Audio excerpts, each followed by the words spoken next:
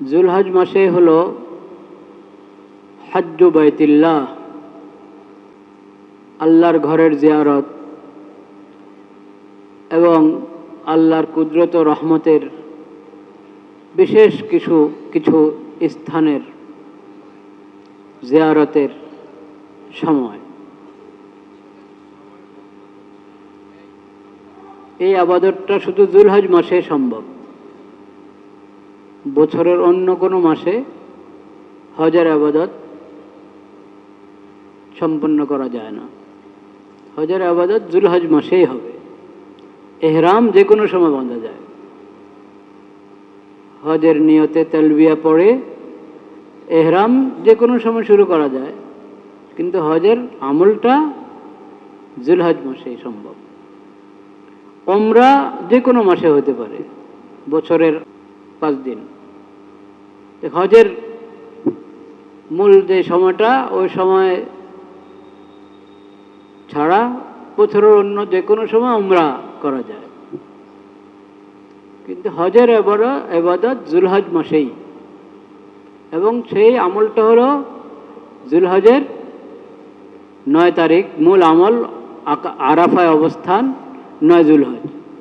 10 জুলহজ কোরবানি সহ কঙ্কর নিক্ষেপ, অন্যান্য আমল এবং তওয়াফে জিয়ারত।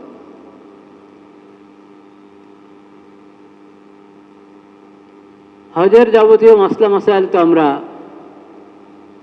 নির্ভরযোগ্য কিতাব থেকে পড়ব, আলেমদের সোহবতে গিয়ে শিখব এবং আলেমদের কাছ থেকে জেনে নিব। হজ করার সময় কোনো বিজ্ঞ ব্যক্তি, যিনি আগে হজ করেছেন, হজের মাসলা মাসাইল ভালোভাবে জানেন, তার সঙ্গে হজ করব, যাতে কোনো ভুল না হয়। এখন কথাগুলো এই জন্য বলছি যে, যেহেতু জুলহজ মাস সামনে, সেই প্রসঙ্গে স্মরণ করিয়ে দেওয়ার জন্য বলা। বাকি এখনের যে ব্যবস্থাপনা, সেটা তো আর এই মুহূর্তে নিয়ত করে কেউ হজে চলে যাবে, এটা হয়তো একটু কঠিন। একেবারে অসম্ভব তো বলা যায় না, একটু কঠিন। আগে থেকেই ফিকির করতে হয়, যাবতীয় ফর্মালিটি পুরা করতে হয়। যার উপর হজ ফরজ কিন্তু এই বছর যাওয়া হচ্ছে না, সে এখন থেকে পাকা নিয়ত করি আগামী মৌসুমে, আগামী জুলহজের হজ যাতে আমি ধরতে পারি ইনশাআল্লাহ। হজ ফরজ হওয়ার পর বিলম্ব করা গুনাহ, পাপ।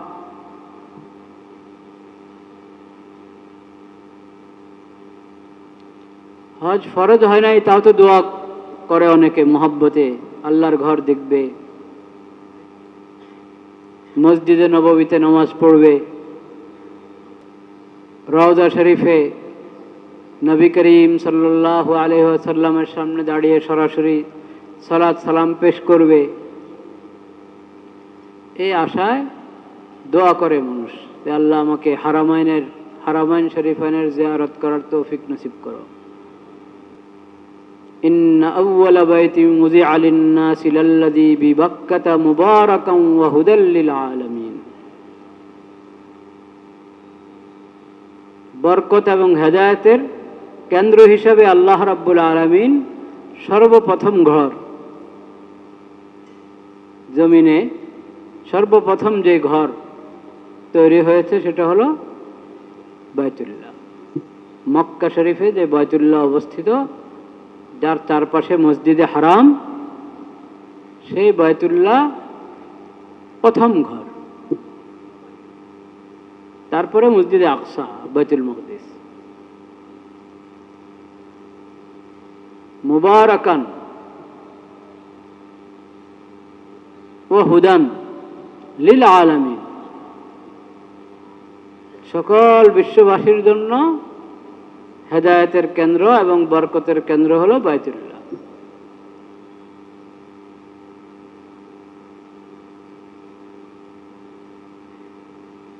ফিহি আয়াতুম বাইয়িনাত, এই ঘরে রয়েছে অনেক বড় বড় নিদর্শন।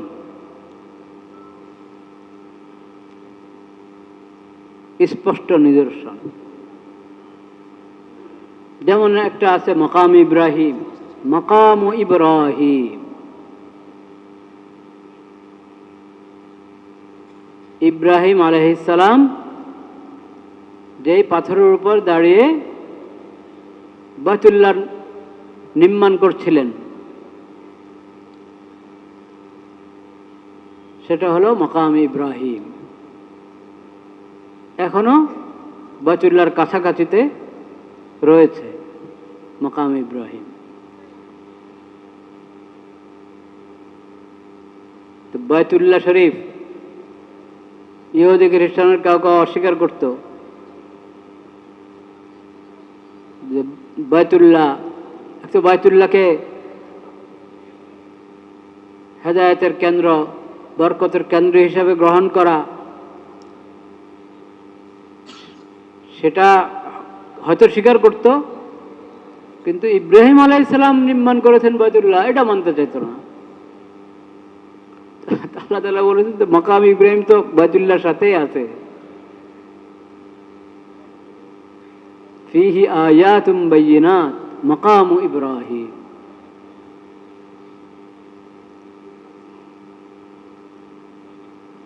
ওমান দাখালাহু কানা আমিনা। এই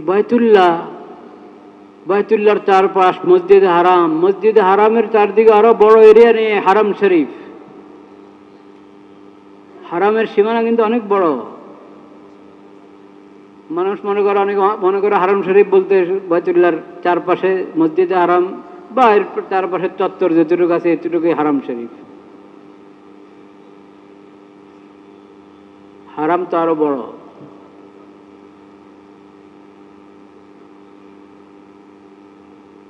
মদিনা মুনাওয়ারার দিকে যে রাস্তা, সেখানে তানঈম হলো নিকটতম সীমানা হারাম শরীফের। মসজিদে আয়েশা হারামের বাইরে। এরকম চারদিকে সীমানা আছে, চিহ্নিত আছে, আগে থেকে চিহ্নিত। মান দাখালাহু কানা আমিনা। এই ঘর এবং ঘরের চারপাশের হারামে যে প্রবেশ করবে সে নিরাপদ। ওয়ালিল্লাহি আলান নাসি হিজ্জুল বাইতি মান ইসতাতা ইলাইহি সাবিলা। বাইতুল্লাহ পর্যন্ত পৌঁছার যার সামর্থ্য আছে, তার উপর আল্লাহর হক যে সে আল্লাহর ঘর জিয়ারত করবে, আল্লাহর ঘরের কি করবে? হজ করবে।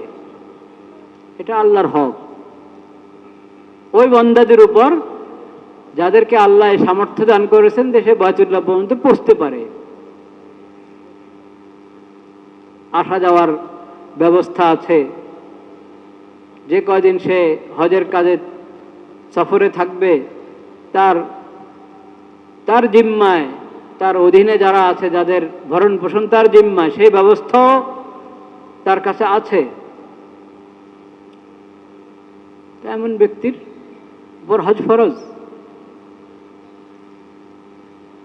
নগদ ক্যাশ নেয়, কিন্তু অনেক প্লট আছে, গ্রামের মানুষের অনেক থেকে অনেক কানি জমিন আছে, ভাবে যে ক্যাশ টাকা নাই, 5-6 লাখ টাকা লাগে, এখন কি আরো বেশি? হ্যাঁ, 7 লাখ, 6-7 লাখ, তো এত টাকা নাই, এজন্য ভাবে যে হজ ফরজ না। অথচ তার যত জমিন, ওখান থেকে কয়েক গন্ডা, শহরের ভাষায় কয়েক শতাংশ, কয়েক শতাংশ বিক্রি করলে, আর শহরওয়ালা যদি হয় তো কয়েক শতাংশের দরকার নেই।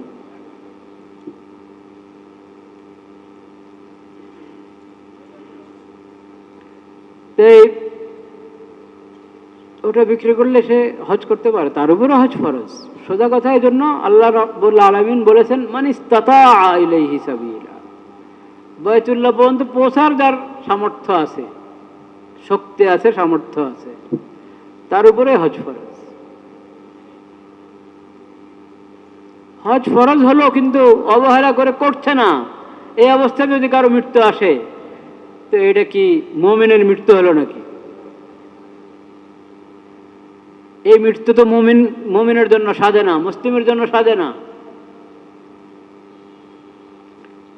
মৃত্যু কখন আসে তো জানা নাই। সেজন্য প্রথম সুযোগ, হজ ফরজ হওয়ার পরে সর্বপ্রথম সুযোগকে কাজে লাগাবে, বিলম্ব করবে না।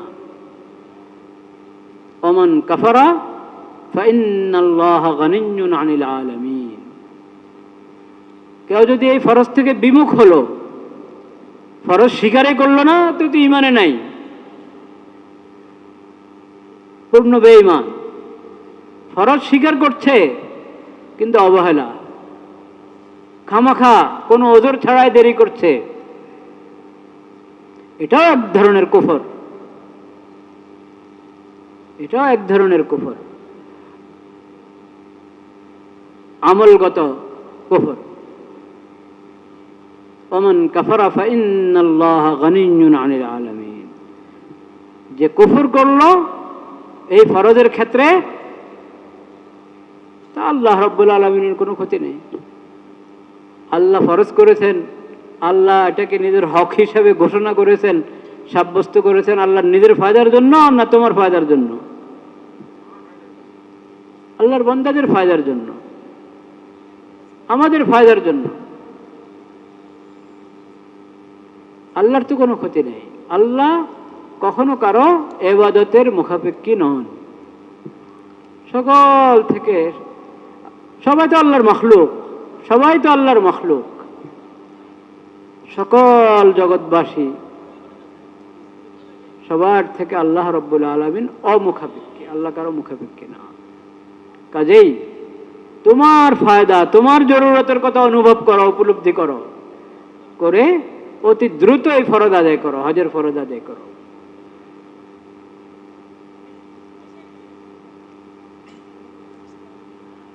সূরা আলে ইমরানের আয়াতগুলো, যে আয়াতগুলো আমি তেলাওয়াত করলাম, 4 পারার প্রথম পৃষ্ঠার আয়াত, এগুলো এই আয়াতগুলোর পূর্বাপর দেখেন। সেখানে হলো মানে যারা কিতাবী ইসলাম এবং মুসলিম উম্মতকে দেখতে পারে না, তাদের হলো বাইতুল্লাহ শরীফ আর হজ নিয়ে যত হিংসা বিদ্বেষ। উম্মতে মুসলিমা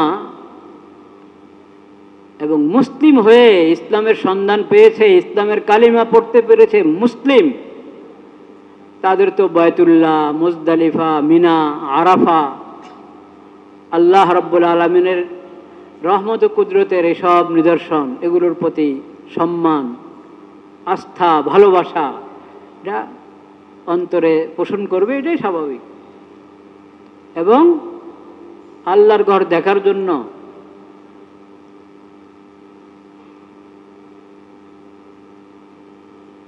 আল্লাহর কুদরতের নিদর্শনগুলো দেখার জন্য সাফা মারওয়া সহ বাইতুল্লাহকে ঘিরে যতগুলো জিয়ারতের স্থান আছে,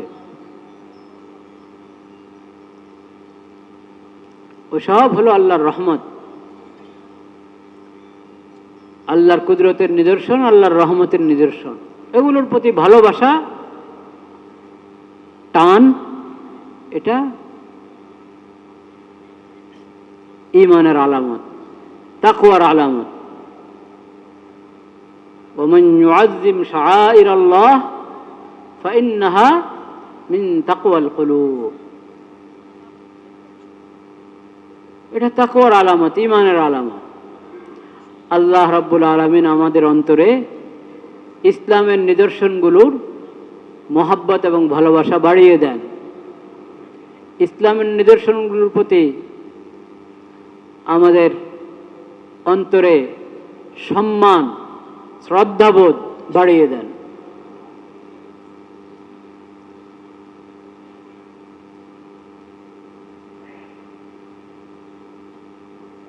প্রত্যেক ইবাদতের মধ্যে অনেকগুলো সবক আছে, শিক্ষা আছে। প্রত্যেক ইবাদতে অনেক শিক্ষা। দুটা শিক্ষার কথা আজকে আবার আমি আমাকে সব ভাইকে স্মরণ করিয়ে দিচ্ছি। প্রত্যেক ইবাদতের মধ্যে অনেক শিক্ষা, দুটা শিক্ষার কথা আলোচনা করছি। একটা শিক্ষা হলো প্রত্যেক ইবাদতের মধ্যে তাওহীদের কথা জিন্দা হয়, অন্তরে তাওহীদের কথা কি হয়? জিন্দা হয়। লা ইলাহা ইল্লাল্লাহ, আশহাদু আল্লা ইলাহা ইল্লাল্লাহ। কারণ ইবাদত একমাত্র কার জন্য? আল্লাহর জন্য।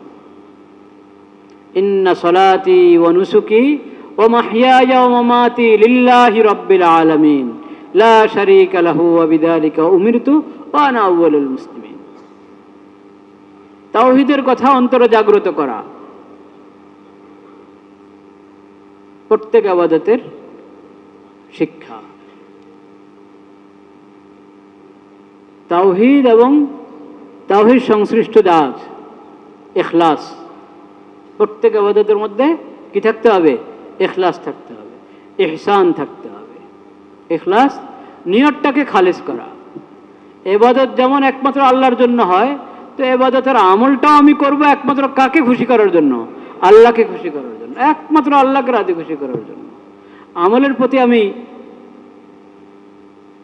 উৎসাহ পাবো, অন্তরে উদ্বুদ্ধ হব আমলের জন্য। কি কারণে? আল্লাহকে খুশি করার জন্য।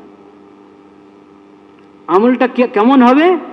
যত সুন্দর করে করা আমার সাধ্যে আছে তত সুন্দর করে, সুন্নত মোতাবেক, যেভাবে বিধিবিধান নবী করিম সাল্লাল্লাহু আলাইহি সাল্লাম শিখিয়েছেন এই ইবাদতের, ওই বিধানগুলো মেনে পুরো সুন্নত তরিকায় দিলকে হাজির রেখে আমি আল্লাহর সামনে হাজির। আল্লাহ আমাকে দেখছেন, আমি আল্লাহকে দেখছি, মনে হয় যেন দেখছি। এমন একটা উপলব্ধি এবং অনুভূতি নিয়ে সুন্দর করে ইবাদত করা, এটার নাম হলো ইহসান। এটার নাম কি? প্রত্যেক ইবাদতে ইখলাস থাকতে হবে, ইহসান থাকতে হবে। এই দুটোটা তাওহীদের অংশ। আন তা'বুদাল্লাহ কাআন্নাকা তারাহ ফাইন লাম তাকুন তারাহ ফাইন্নাহু ইয়ারাক।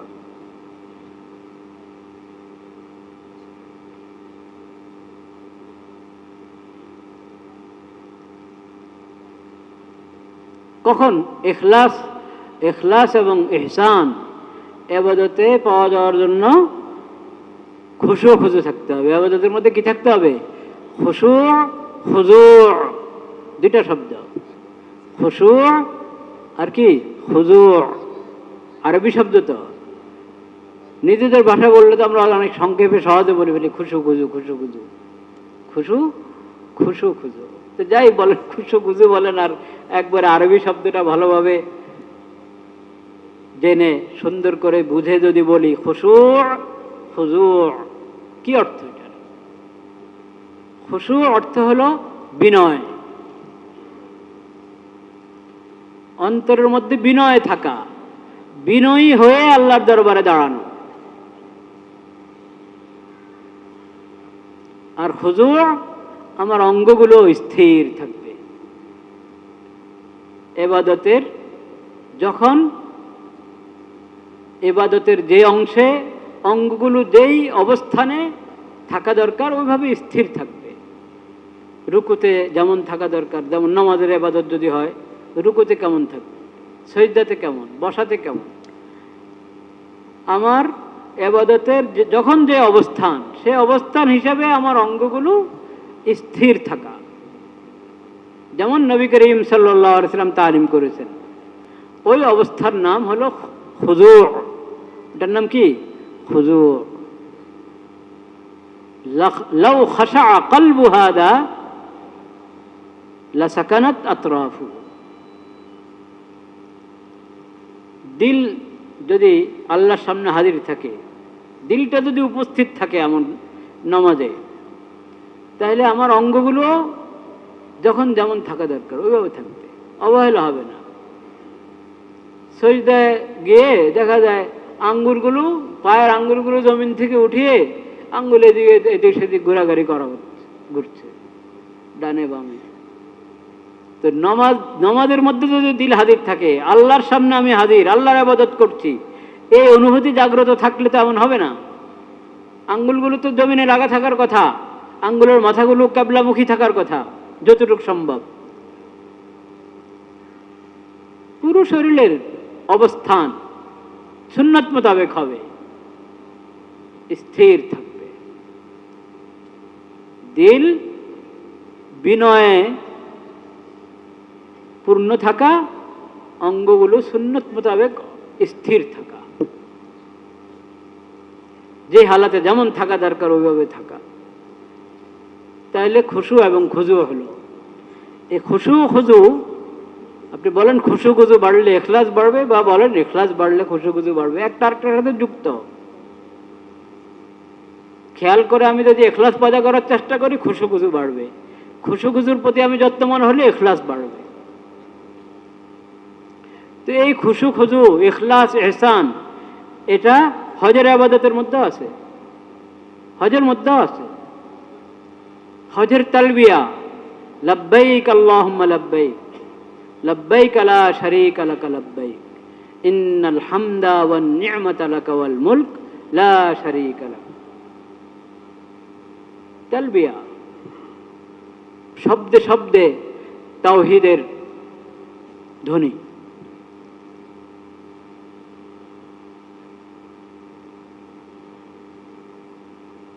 একমাত্র তালবিয়ার আকর্ষণে তো মানুষ হজের জন্য প্রস্তুত হয়ে দেওয়া দরকার। তালবিয়ার আকর্ষণে, এর ফরজ হজ এখনো করি নাই।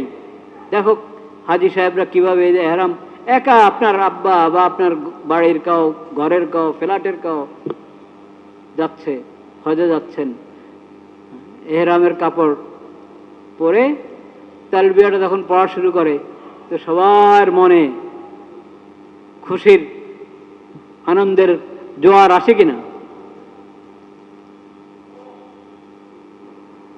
তালবিয়ার আকর্ষণেই হজের জন্য প্রস্তুত হয়ে যাওয়া দরকার মানসিকভাবে। কাজেই যাওয়ার ব্যবস্থা আছে, কিন্তু বিভিন্ন অজুহাত দাঁড় করিয়ে হজে যাচ্ছি না, বিলম্ব করছি, গুনাহগার, গুনাহগার হচ্ছে যদি এরকম দেরি করি। আর স্বাদটা তো আল্লাহর ঘর দেখার স্বাদ, এখন তো আর মানুষের কত দৈনিক ইয়েতে দেখে, আপনার স্মার্টফোন দিয়ে জামানার ফিতনাও বটে, উপকারের চেয়ে এটার ক্ষতি বেশি। অনেকের জন্য এটার ক্ষতি বেশি, ক্ষতির দিকটাই বেশি। ওখানে দেখে, সব দেখতেছে। আমাদের খাদেম বাজারকে বা মসজিদের কর্তৃপক্ষকে অনেকে জিজ্ঞেস করে যে আমরা তো মসজিদে হারামের সব কিছু দেখি এখান থেকে, তো হুজুর এরকম করে কেন? সাংবাদিকরা আসলে ক্যামেরা নিয়ে ঢুকলে এরকম উনি নিষেধ করেন কেন? ওখানে ক্যামেরা ফিট করে রেখেছে, হয়তো আছে। আর এখন তো প্রত্যেকের কাছেই এহরাম অবস্থাও স্মার্টফোন থাকে, এহরাম অবস্থাও স্মার্টফোন থাকে। এহরামের বরকত নষ্ট করার জন্য স্মার্টফোন ছাড়া আর কিছু দরকার আছে নাকি? স্মার্টফোনের ওই নিয়ন্ত্রণ ব্যবহার, ওই নিয়ন্ত্রিত ব্যবহার, যে নিয়ন্ত্রিত ব্যবহারের দ্বারা আপনি মসজিদের বরকত অক্ষুণ্ণ রাখতে পারবেন, ইবাদতের বরকত অক্ষুণ্ণ রাখতে পারবেন, হারামাইনের বরকত অক্ষুণ্ণ রাখতে পারবেন। ওইরকম থাকবেন, এরকম দুই চার ফেরেশতা আল্লাহর জমিনে না থাকলে তো কিয়ামতে হয়তো এসে যেত। কিন্তু অধিকাংশ মানুষের হালাত কি?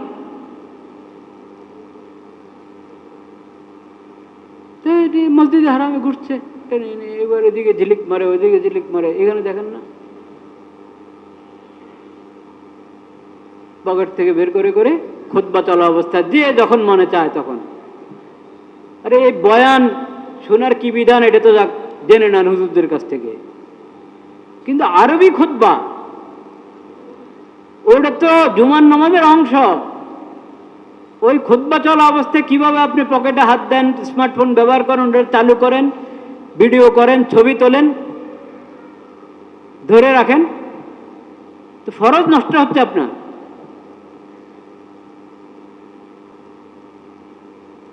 সেজন্য ভাইরা আমার, হজ এবং উমরার প্রতি যত্নবান হই।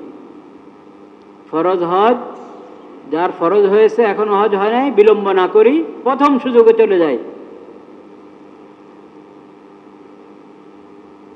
আর হজের সম্মান রক্ষা করা, অনেকে হজের সম্মান রক্ষা করতে পারবে না, এজন্য হজ বিলম্ব করে। হজের সম্মান রক্ষা করতে পারি কি পারি না, পারবো কি পারবো না, এই আপনার চিন্তায় হজ বিলম্ব করা, এটা আরো গুনাহ, এটা আরো গুনাহ, আরো বড় পাপ। নিশ্চয় হজের লাজ রক্ষা করা, হজের সম্মান রক্ষা করা জরুরি, কিন্তু ওটা আমি পারবো কিনা, ওটার আমার বয়স হয়েছে কিনা, এই কথা চিন্তা করে ফরজ হজ বিলম্ব করা, এটা আরো বড় পাপ, আরো বড় গুনাহ। বলেন নাউযুবিল্লাহ। আল্লাহ তাআলা তৌফিক দান করেন। কেউ বলতে পারো না আজকে পহেলা মে, জুমার দিন, আবার মে দিবস, তো হুজুর মে দিবস সম্পর্কে কিছু বলেন নাই। সেই আলোচনা আমি অনেক জুমা আগে করেছি, আল্লাহ হায়াত রাখলে আগামী জুমা বা এর পরের জুমা করতে পারবো ইনশাআল্লাহ, সে আলোচনা হবে ইনশাআল্লাহ। কিন্তু সেটা মে দিবসের আলোচনা না, সেটা শরীয়তের শিক্ষা, শ্রমিকদের অধিকার এবং শ্রমিকদের দায়িত্ব। মে দিবসে আপনারা কি শ্রমিকদের দায়িত্বের আলোচনা শুনেন, করেন না শুধু অধিকার? হ্যাঁ, শুধু অধিকারের কথা বলা হয়, কিন্তু সেটা শুধু বলার মধ্যে শেষ, লেখার মধ্যে শেষ, বলা আর লেখা আর আনুষ্ঠানিকতা। নতুবা তাদের অধিকার কতটুকু আদায় করার বাস্তব পদক্ষেপ নেওয়া হয়েছে, চিন্তা করতে হবে কিনা।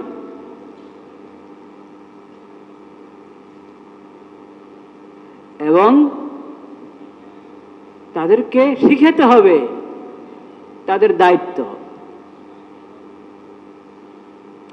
পশ্চিমার তরিকা হলো মানুষকে অধিকারের কথা বলে খেপিয়ে দাও,